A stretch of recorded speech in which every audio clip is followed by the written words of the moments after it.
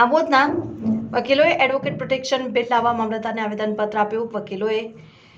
વકીલ એકતા જિંદાબાદના સૂત્રો પુકાર્યા. આમોદના વકીલોએ આજરોજ આમોદ મામલતદારને આવેદનપત્ર આપી એડવોકેટ પ્રોટેક્શન બિલ લાવવા ગુજરાત સરકારને રજૂઆત કરી. વકીલો ઉપર ખૂનના હુમલા વધી રહ્યા છે.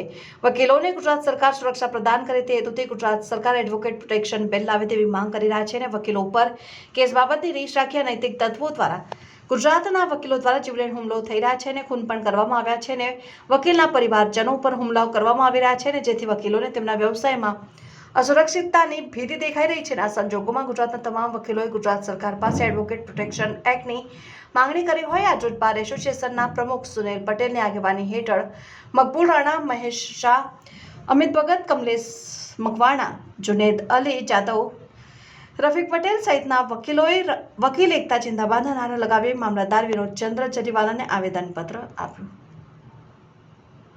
वकील एकता जिंदाबाद, हमारी मांगे पूरी करो, हमारी मांगे पूरी करो, एडवोकेट प्रोटेक्शन एक्ट जल्दी लागू करो.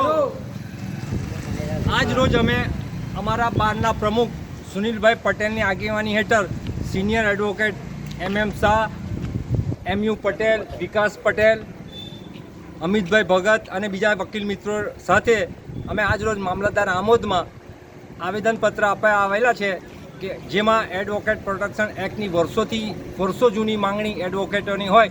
તાજેતરમાં વકીલો પર ઘણા હુમલા થયેલા હોય. સુરતના વકીલનો પર બી હુમલા થયેલા હોય, જામનગરમાં હુમલા થયેલા હોય અને 2 વકીલોના મર્ડર થયેલા હોય. એવામાં અત્યારે વકીલ તરીકે ન્યાય અપાવવા માટે પણ વકીલો જે ન્યાય અપાવે છે એ એમના પોતે જ ન્યાય માટે ઝઝૂમે છે. એવા સંજોગોમાં અમે લોકો આજ રોજ અમારી માંગણી લઈને આવેલા છે. આખા ગુજરાતના એડવોકેટોએ આ બાબતના આવેદનપત્ર આપેલા છે અને જરૂર લાગે તો અમે આ આંદોલન જલન બનાવીશું અને અમારી લાગણી અને માંગણી છે એવી, જો આ એડવોકેટ પ્રોટેક્શન એક્ટનો અમલ નહીં કરવામાં આવે તો વકીલો ગાંધી ચિંગ્યા માર્ગે આગળ આંદોલન કરશે એવી તમામ વકીલો વતી હું રજૂઆત કરું છું. वकील एकता જિંદાબાદ, वकील एकता જિંદાબાદ.